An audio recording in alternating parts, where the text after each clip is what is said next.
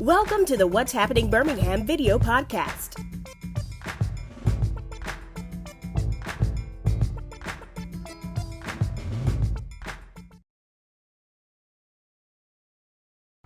Hello everyone, this is Jarvis S. Scott with What's Happening Birmingham. Today I got the honor and pleasure and welcome back Tammy Cauthen with TC Counseling and Consulting Services, LLC. Thank you so much, Jarvis, for having me here today. Well, welcome back, and I have the honor and pleasure of being her new location today that is located in Ensley. So before we start off, can I tell everybody about the new location? Yes, TC Counseling is located in Ensley, Alabama. We have the TC Transformational Center, and we're located on 2008 20th Street, Ensley, and we're here to service your counseling needs in Birmingham, Alabama now. All right, so but I love it. If you all just want to stop by one day, just take a look at it. She is decorated so beautifully, and congratulations and much continued blessings to you. Thank you. Well, as you all can kind of see, well, first off, we're kind of color coordinated because we got the red and black. Red and black. Reason why I want to bring my friend on because it's the holiday season coming up, and you know, on my podcast, I love to talk about real life issues.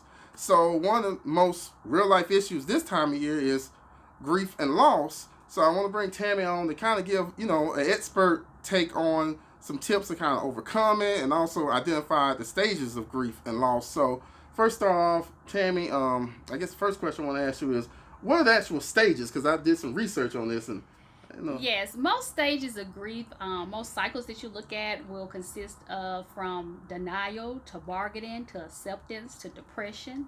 So it is a lot of different stages out there. One thing that people need to know is that all stages are different, and some of them you may stay in a little bit longer depending on how you grieve.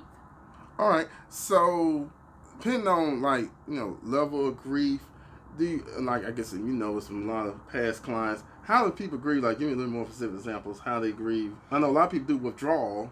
Yeah. So the first thing is, I think when something happens, we want to deny that it happened. Okay. And that's part of the withdrawal.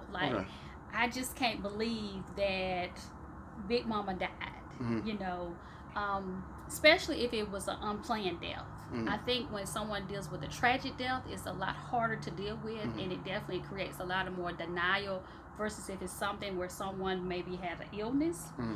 So I think that's the first thing. Like, we really want to deny that the grief actually happened, that the death actually happened.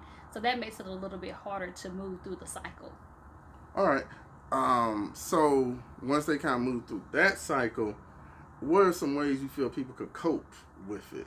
So basically, first thing is you need to accept that the death has happened. Okay. You know, once you accept that the death has happened, then you're more willing to talk about it. You're more willing to connect with how you actually feel about losing that person, because no one ever wants to lose someone. But we have to understand that when we do lose someone, that it is a process to get through. And I think the biggest thing about that is we need to be aware that we don't need to rush and feel like we have to be okay, because some people grieve over a lot of different things. Mm-hmm. It may not even be death. Okay. It could be losing a job. Mm-hmm. It could be losing things in a house fire. It could be losing a best friend. So it's ways that we grieve throughout life that we may not realize that we're actually grieving. Well, one thing I was thinking as you was kind of talking about that is, I guess one of the stages you mean, it's like anger. Oh yeah. And I guess that kind of corresponds with anger and guilt, or anger like why this person left me, or Mm-hmm. I guess some people actually be angry at God, like, God, why you took this person from. So what would you tell people how to handle that? Well, I think anger is a natural emotion, so we do need to understand that. We all get angry, okay? And so, but with that anger also comes that stage grief of bargaining. Mm-hmm. Like you said, why did God have to take this person? Mm-hmm. And so sometimes we may be mad at God. Mm-hmm. We may be mad at that person that decided to kill our loved one in a car accident. Or we may be mad at the person that created a violent offense towards someone that we really love. So we have to realize that anger can come out through grief. It's very natural for it to come out. The important part is that you learn how to deal with it when it comes out. Because you don't want to be a person that becomes so angry that you're trying to do something to someone else because of your anger.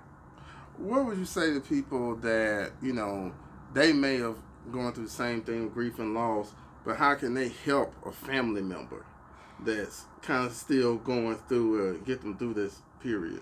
That's the hard thing, because everybody grieves different. Mm-hmm. And when things happen in our family, we always say, I have to be strong. Mm-hmm.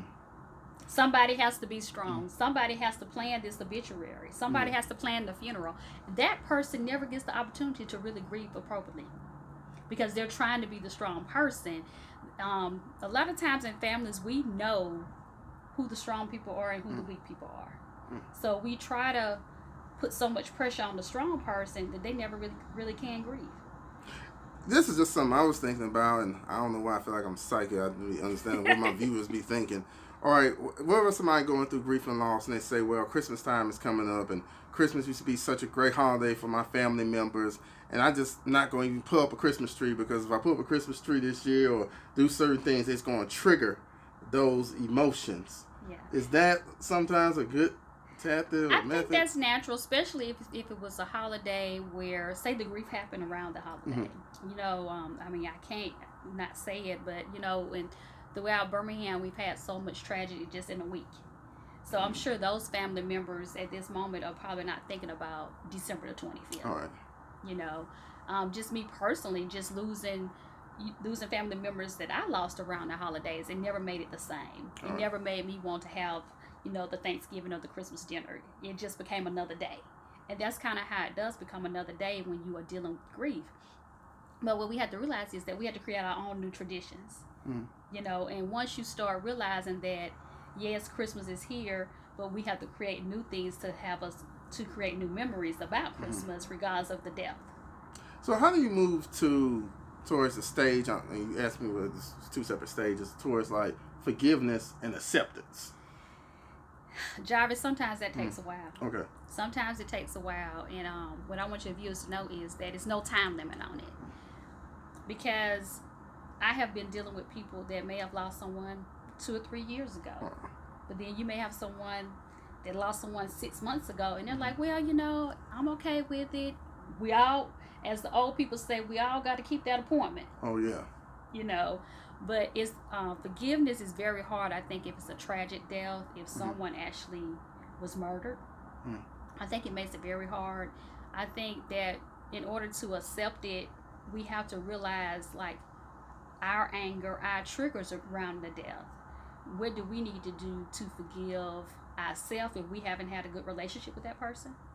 And that we have to realize, too, that it's nothing that we could have did to prevent it. Okay. Another thing I'm thinking my viewers thinking as well, too, is like, a lot of times people, you know, they don't want to go get professional counseling because they may have a barrier as far as the cost, and then they may have another barrier. You know, we're here in the South. I'm just gonna let Jesus handle it. Oh yeah, we gotta pray about it. Yeah, you know, God gonna handle it. Yeah. You know, and being a Baptist, you know, you go to the pastor, you talk to the pastor about it, and that's gonna be it. But what I have to tell people is that, yes, we know that God can handle everything, but God also created the doctor. He also created the licensed mental health professional. He created all these professions to get us the additional help that we need. And just because you come to a counselor does not mean that something is wrong. It just means that you need a safe, confidential place to talk to people. I make a joke about it. When you go to the pastor, you tell the pastor, but does he tell the first lady? Does the first lady tell somebody else? So it may not be as confidential as you think. You know, but as a licensed professional counselor, we have to maintain everything confidential. I can't go out and tell my friends about what you talked about. If I see you out, I can't be like, oh yeah, that's the lady, she's dealing with grief, or she's still mad about something happened 10 years ago. I can't do that. I'm licensed, and so by my licensing board, and just even as a professional, I just can't do that. All right, well, let me ask you 2 questions. Okay. So if they decide to contact you to do it, what is about your company that help the clients kind of get through this process? Yeah. Well, basically, you know, TC Counseling is a non-traditional approach. We try to meet our clients where they are. And, you know, we're very professional, but we also want people to know that we understand life. Okay. You know, and it's more than just about a textbook. It's about what's really going on in real life to get clients open, understanding, and know that it's okay to let's talk about it. You know, we're at the point where we're trying to reach African Americans throughout the Birmingham area and throughout the state of Alabama, and let them know that you have counselors that are available to help you, and that we're here for that. All right, so if they want to contact you with those magical phone numbers. Magical phone numbers. Website. You can. Our website is www.tccounselingservices.com, and my phone number is 205-224-4387. All right, and you already said the website, right? Yes. Okay, so Tammy, thank you for coming on. Thank you, Jarvis. Much continued blessings to you and your business, and you all please just come check it out. It's really neat, nice. It's very comfortable atmosphere, and y'all tell me color coordinated, but I really love, this, because it doesn't look like, most time people get myths when they go somewhere to a counseling, is they got this old, like it's quiet, in the building and stuff, but it's very comfortable, and you can be, open up and everything. And we wanted the transformation center to be a transformation, so we didn't want it to be your ordinary office.